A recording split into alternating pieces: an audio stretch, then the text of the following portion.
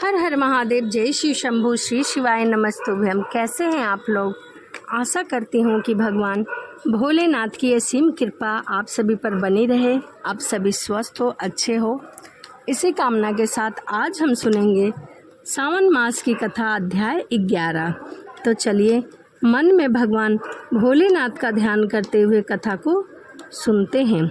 सनंत कुमार बोले, हे देव, श्रावण मास के वारों में सभी व्रतों को मैंने आपसे सुना, किंतु आपके वचन मृत का पान करके मेरी तृप्ति नहीं हो रही है। हे प्रभु, श्रावण के समान अन्य कोई भी मास नहीं है, ऐसा मुझे प्रतीक हो रहा है। अतः आप तिथियों के महात्म को बताइए। ईश्वर सनंत कुमार बोले, मासों में कार्तिक मास श्रेष्ठ है, उससे भी अधिक श्रेष्ठ माघ मास कहा गया है। उस माघ मास से भी श्रेष्ठ बैसाख है, बैसाख से भी श्रेष्ठ मार्गशीर्ष है, जो श्री हरि को अत्यंत प्रिय है। विश्वरूप भगवान से उत्पन्न होने से यह चारों मास मुझे प्रिय है, किंतु 12 मास में श्रवण तो साक्षात शिव का स्वरूप है। हे सनंत कुमार, श्रवण मास की सभी तिथियां व्रत युक्त हैं, फिर भी मैं उनमें प्रधान रूप से कुछ उत्तम तिथियों को बता रहा हूँ। सर्वप्रथम मैं तिथि उस वार से मिश्रित व्रत भी आपको बता रहा हूँ। श्रवण मास में जब प्रतिपदा तिथि में सोमवार हो तो उस महीने में 5 सोमवार पड़ते हैं। उस श्रावण मास में मनुष्य को रोटक नामक व्रत करना चाहिए। यह रोटक नामक व्रत 3.5 महीनों का होता है। यह लक्ष्मी की वृद्धि के लिए करना चाहिए। हे मुनि, मैं उसका विधान बताता हूँ, आप सावधान होकर सुनिए। श्रवण मास के शुक्ल पक्ष में प्रतिपदा तिथि को जब सोमवार हो तो विद्वान प्रातः काल उठकर संकल्प ले कि हे सुरेंद्र, हे प्रभु, मुझ पर कृपा करिए और मैं यह व्रत करना चाहता हूँ। उसके बाद अखंडित बेलपत्र, तुलसी दल, नीलोपत्पल, कमल पुष्प वाला, कहलार पुष्प, चंपा तथा मालती के पुष्प, आक के पुष्प, उस ऋतु का काल में होने वाले नाना विधि अन्य सुंदर पुष्पों को लेकर महादेव की प्रतिदिन पूजा करनी चाहिए। विशेष रूप से रोटकों का प्रधान नैवेद्य अर्पित करना चाहिए। उनमें से 2 रोटक ब्राह्मण को दे, 2 रोटक स्वयं भोजन करे और 1 रोटक देवता को नैवेद्य के रूप में अर्पित करे। केला, नारियल, नींबू, बीज, पूरक, खजूर, ककड़ी, ऋतु में होने वाले फल हो, वह सब अर्घ दान कर सकते हैं। उस अर्घ दान का फल सुनिए। 7 समुद्र सहित पृथ्वी का दान करके मनुष्य को जो फल प्राप्त होता है, वही फल उस रोटक व्रत को करने से प्राप्त होता है। रोटक व्रत का उद्यापन किस प्रकार करना चाहिए? कृत्य के लिए सोने तथा चांदी के रोटक बनवाएं। प्रथम दिन अधिवासन करके प्रातःकाल शिव मंत्रों के द्वारा धृत तथा उत्तम बेलपत्रों से हवन करें। हे तात, इस विधि में व्रत के संपन्न किए जाने पर सनंत कुमार, अब मैं द्वितीया का शुभ व्रत वर्णन करता हूँ। श्रद्धापूर्वक करके लक्ष्मीवान तथा पुत्रवान हो जाते हैं। शुभ श्रावण का महीना आने पर द्वितीय तिथि का प्रातःकाल संकल्प करके स्त्री हो या पुरुष, वह सभी संपदाओं का पात्र हो जाता है। इस व्रत में प्रत्यक्ष गूलर के वृक्ष की पूजा की जाती है, किंतु गूलर का वृक्ष न मिले तो दीवार पर ही वृक्ष का आकार बनाकर इन चारों मंत्रों की पूजा करनी चाहिए। हे उद्दीबर, आपको नमस्कार है। हे हेम पुष्पक, आपको नमस्कार है। हे तंतु सहित फल से युक्त तथा रक्त खंड तुल्य फल वाले, आपको नमस्कार है। इसके अधिदेवता शिव तथा शुक्र भी हैं। गूलर के वृक्ष में इसकी पूजा करनी चाहिए। इनमें से 11 फल ब्राह्मण को प्रदान करने चाहिए। उस दिन अन्न का आहार नहीं करना चाहिए। शिव तथा शुक्र की विधिवत पूजा करनी चाहिए। हे वत्स, इस प्रकार किए जाने पर जो फल मिलता है उसे सुनिए। इस प्रकार यह गूलर का वृक्ष बहुत तंतु युक्त फलों वाला होता है। उसी प्रकार व्रत कर्ता भी अनेक पुत्रों वाला होता है और उनके वंश में काफ़ी वृद्धि होती है। यह व्रत करने वाला स्वर्णमयी पुष्पों से युक्त वृक्ष की भांति लक्ष्मीपद हो जाता है। हे सनंद कुमार, आज तक मैंने किसी को भी यह व्रत नहीं बताया था। गोपनीय से भी गोपनीय इस व्रत को मैंने आपके समक्ष कहा है।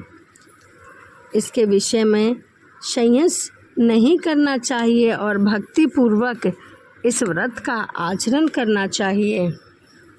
इस प्रकार श्री स्कंद पुराण के अंतर्गत ईश्वरीय सनंद कुमार संवाद में श्रावण मास महात्म्य में प्रतिपद रोटक व्रत द्वितीय दुम्बर व्रत कथन नामक 11वां अध्याय पूर्ण हुआ। तो यहीं श्रावण मास की कथा अध्याय 11 यहीं समाप्त होता है। तो चलिए इसी के साथ वीडियो को समाप्त करते हैं और मिलते हैं अगली वीडियो में। सभी को हर हर महादेव, जय शिव शंभु, श्री शिवाय नमस्तुभ्यम। हर हर महादेव, जय शिव शंभु, श्री शिवाय नमस्तुभ्यम। कैसे हैं आप लोग? आशा करती हूँ कि भगवान भोलेनाथ की कृपा आप सभी पर बनी रहे, आप सभी स्वस्थ हो, अच्छे हो। इसी कामना के साथ आज हम सुनेंगे श्रावण मास की कथा अध्याय 12। तो चलिए मन में भगवान भोलेनाथ का ध्यान करते हुए कथा को सुनते हैं। ईश्वर बोले, हे ब्रह्मपुत्र, अब मैं स्वर्ण गौरी का शुभ व्रत कहूँगा। यह व्रत श्रावण मास के शुक्ल पक्ष की तृतीया तिथि को होता है। इस दिन प्रातःकाल स्नान करके नित्य कर्म करने के बाद संकल्प करें और 16 उपचारों से माता पार्वती और भगवान शंकर की पूजा करें और प्रार्थना करें कि हे देव आइए, हे जगतपति, मैं आपसे प्रार्थना करता हूँ या फिर करती हूँ। इस दिन भवानी पार्वती भी प्रसन्न हो और व्रत की पूर्णता के लिए दंपतियों को 16 वायन प्रदान करें।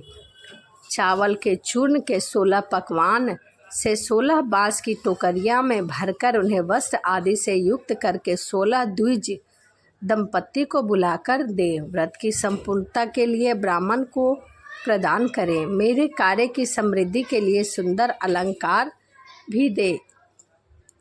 16 वर्ष या 8 वर्ष या फिर 4 वर्ष या फिर 1 वर्ष तक करने के बाद शीघ्र ही इसका उद्यापन कर देना चाहिए। तभी सनंत कुमार बोले, हे प्रभु, इस व्रत को सर्वप्रथम किसने किया था? इसका क्या महात्म है और इसका उद्यापन किस प्रकार हमें करना चाहिए? कृपा करके बताइए। तभी ईश्वर बोले, हे महाभाग, आपने बहुत ही उत्तम प्रश्न किया है। आपके समक्ष मनुष्य की सभी संपदाएं प्रदान करने वाले स्वर्ण गौरी नामक व्रत का वर्णन करता हूँ। पूर्व काल में सरस्वती नदी के तट पर सुविला नामक विशाल पुरी थी। उस नगरी में कुबेर के समान चंद्र प्रभ नामक एक राजा था। उस राजा की रूपवाल्य से संपन्न, सौंदर्य और मंद मुस्कान से युक्त और कमल के समान नेत्रों वाली महादेवी विशाल नामक 2 भार्याएं थीं। उन दोनों में ज्येष्ठ महादेवी नामक भार्या राजा को अधिक प्रिय थी। आखेट करने में आसक्त मन वाले वे राजा किसी समय वन में गए और सिंहों, शुक्रों और भैंसों तथा हाथियों को मारकर प्यास से आकुल होकर उस घोर जंगल में इधर उधर भ्रमण कर रहे थे। तभी राजा ने उस वन में चकवा, चकैया और बत्तखों से युक्त ब्रह्मणों तथा पीकों और विकसित मल्लिकाओं, चमेली, कुमुदिन तथा कमल से सुशोभित अप्सराओं का एक सुंदर सरोवर देखा। उस सरोवर के तट पर आकर उसका जल पिया और राजा ने भक्तिपूर्वक गौरी का पूजन किया। अप्सराओं को देखा तब कमल के समान नेत्रों वाले राजा ने उनसे पूछा, आप लोग यह क्या कर रही हैं? इन पर सबने कहा, हम लोग स्वर्ण गौरी नामक उत्तम व्रत कर रही हैं। यह व्रत मनुष्य को सभी संपदाएं प्रदान करने वाली है। हे नृपश्रेष्ठ, आप भी इस व्रत को अवश्य करिए। राजा बोले कि इसका विधान क्या है, इसका फल क्या है? मुझे कुछ भी नहीं पता, कृपया तुम विस्तार में बताओ। सारी स्त्रियां बताने लगी, हे राजन, यह स्वर्ण गौरी नामक व्रत श्रावण मास के शुक्ल पक्ष की तृतीया को किया जाता है। इस व्रत में भक्ति पूर्वक अत्यंत प्रसन्नता के साथ माता पार्वती और भगवान शिव की पूजा करनी चाहिए। इसमें 16 तारों वाला एक डोरा दाहिने हाथ में बांधना चाहिए। स्त्रियों के लिए बाएं हाथ और गले में इस डोरे को बांधना चाहिए। इसके बाद कथा सुननी चाहिए और व्रत को संपन्न करके 16 धागों से युक्त डोरों को अपने दाहिने हाथ में जरूर बांधना चाहिए। उन्होंने कहा, हे देवधीश, मैं इस डोर को बांधता हूँ, आप मेरे ऊपर प्रसन्न हो और मेरा कल्याण करें। इस प्रकार देवी का व्रत करके अपने घर आ गए। राजा के हाथ में डोरा देखकर ज्येष्ठ रानी महादेवी ने पूछा और सारी बात सुनकर वह राजा पर बहुत कुपित हो उठी। राजा ने कहा, ऐसा मत करो, लेकिन रानी ने डोरे को तोड़कर एक सूखे पेड़ के नीचे फेंक दिया। उस डोरे के स्पर्श मात्र से वृक्ष वल्लभ युक्त हो गया। उसके बाद दूसरी रानी भी आश्चर्यचकित हो उठी। वृक्ष पर स्थित टूटे हुए डोरे को उसने अपने बाएं हाथ में बांध लिया। उसी समय व्रत के महात्म को वह रानी राजा के लिए अत्यंत प्रिय हो गई। वह ज्येष्ठ रानी व्रत के उपचार के कारण राजा से अत्यंत दुखी होकर वन में चली गई। अपने मन में यह भगवती देवी का ध्यान करते हुए मुनियों के पवित्र आश्रम में निवास करने लगी। कहीं कहीं श्रेष्ठ मुनि के द्वारा कहकर आश्रम में रहने से रोक दी जाती, हे पापनी, इस इच्छा के अनुसार यहाँ से चली जाओ। इस प्रकार घोर वन में इधर से उधर भ्रमण करती अत्यंत खिन्न होकर एक स्थान पर बैठ गई और उसके ऊपर कृपा करके देवी उनके समक्ष प्रकट हो गई। उन्हें देखकर वह रानी भूमि पर दंडवत प्रणाम करने लगी, स्तुति करने लगी। देवी की जय हो, आपको नमस्कार है। शंकर के वाम भाग में विराजमान आपको नमस्कार है। तब देवी की भक्ति के द्वारा वरदान प्राप्त करके और उन गौरी की अर्चना करके उसने जो व्रत किया उसके प्रभाव से रानी के पति उसे घर ले आए। इसके बाद देवी की कृपा से उसकी सभी मनोकामनाएं पूर्ण हुई। जो स्वर्ण गौरी के इस उत्तम व्रत को करता है वह मेरा अत्यंत प्रिय है।